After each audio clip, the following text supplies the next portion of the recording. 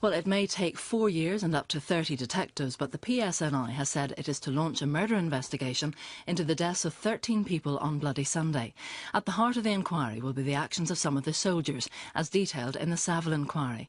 Well, we can talk now to Douglas Murray, author of Bloody Sunday, Truth Lies in the Savile inquiry, and Kieran Shields, who represented 6 of the Bloody Sunday families at the Savile inquiry. Good morning, you're both very welcome to the programme.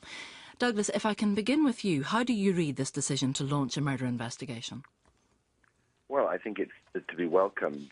Firstly, it's perfectly clear from the Savile inquiry that some of the soldiers should be and were guilty of shooting and killing innocent people on that day 40 years ago. Secondly, it's also perfectly clear from the Savile inquiry's report that a number of the soldiers lied to the inquiry and lied about what they had done. And I think it's extremely important that judicial inquiries, if they're set up, defend as a point of principle the importance of people telling the truth when they get to them. But that comes to a third point, which is why on earth, and this is my criticism of this, is that why on earth it should take 4 years and 30 officers to look into this. The Savile inquiry was the most deep, lengthy, costly, and in forensic analysis of what happened, that you couldn't know more about a single historical incident now than we do about that day. But presumably the answer to that would be that the burden of proof for a criminal inquiry is completely different to that of a public inquiry. No, not so different that this is going to take 4 years. I very much am concerned that in a situation like this, I think it's at least 4 years. In a situation like this, this could easily take longer than this. Let's not forget, all of these things take longer than anyone says they're going to from the outset. This is going to take longer than this, and in the end, this could be another thing to kick the ball into the long grass.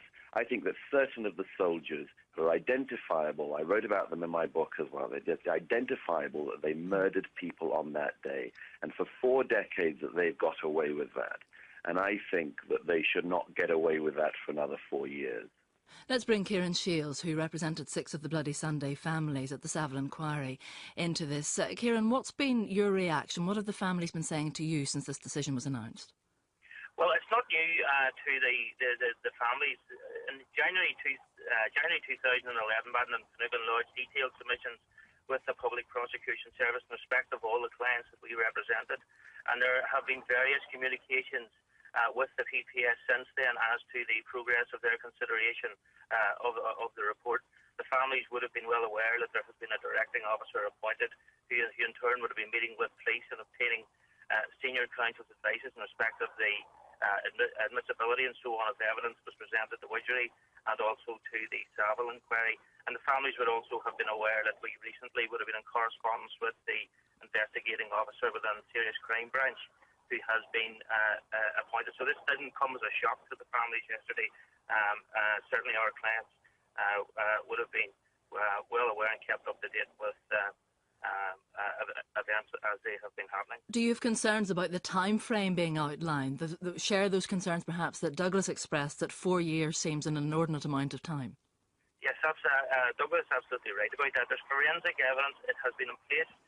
Particularly in respect of one soldier, Soldier F, who is at the heart of this. Soldier F's bullet, as far back as the 16th of February in 1972, was matched to that which killed Michael Kelly at the rubble barricade. And another soldier, Soldier G, who has since died, his bullet was found in Gerard Donaghy. The tribunal have concluded, that, for example, that they were sure that the soldier U shot Hugh Gilmore, that Soldier P shot Michael McDade and possibly William Nash, John Young, that LRM shot Kevin McElhinney, that F also shot Barney McGuigan and Paddy Doherty. And in fact, in 1972, even the RUC conclusion in respect of Jackie Duddy was that this was a clear-cut case of murder. So it shouldn't take 4 years in order to have a file, to be directed on with the public prosecution. Let's bring Douglas Murray back in. Douglas, though, what is a realistic outcome to any future trial should and when it takes place? Because the investigation takes place, then the papers would have to be referred to the DPP. And Eamon McCann this morning quoted in the Daily Telegraph as saying that the majority of victims' families have no desire to see former squaddies in their 60s go to prison. And I quote, particularly given all the amnesties there have been since then, there's a real possibility that given the number of paramilitary prisoners that were released under the terms of the Good Friday Agreement, that an amnesty might be awarded. So this might all come to not nothing, but to a lot less than what the families might hope for.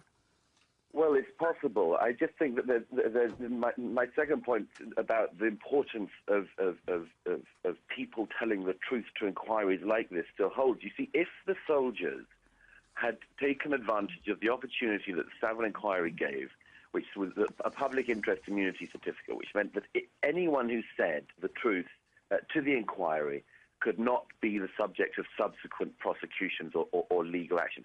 If they had taken that opportunity, they could have said honestly at that inquiry what they did, but they didn't. They lied and lied and lied. And in that situation, it's not therefore only, as I say, only what they did in 1972. It's what they lied about in front of an extremely costly and lengthy inquiry in 2002 when they gave evidence in London. So it's very important that both of these things, I think, are pursued. As to the thing of the possibility that an amnesty could happen across the board, there are many people who will feel very uneasy, and I'm certainly one of them, feel very uneasy about the idea that there would be troops going to prison at the time when everyone else, including many paramilitaries and others, are out. But the situation of Savile, I think, to an extent has changed that. It's changed it because an opportunity to get to the truth of what happened on that day was partly wrecked by a number of soldiers simply refusing to answer the questions, refusing to be honest about what they did. And in that situation, I think you have to pursue that at the very least. And one other thing, in the case of, for instance, Soldier F, who has just been mentioned, that really is a very clear case indeed. And a prosecution and a conviction of him for murder, I think, would take very little time indeed. Very briefly, Douglas, because we're running out of time. Listening to you this morning, some people might not recognise you as being from the right wing, shall we say. What is your view, the fact that you are keen to pursue a prosecution in this case? Tell us about Britain's relationship with Ireland, do you think?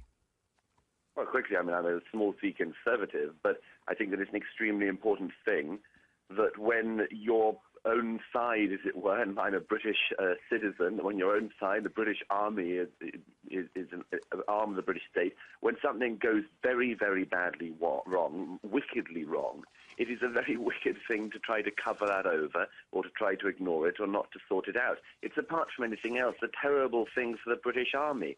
These men who committed murder in Derry in 1972 continued to have careers in the British Army. That isn't just bad for the people they killed. It's extremely bad for the Army to have that situation. I think that these things should be sorted out. This should have been sorted out 40 years ago.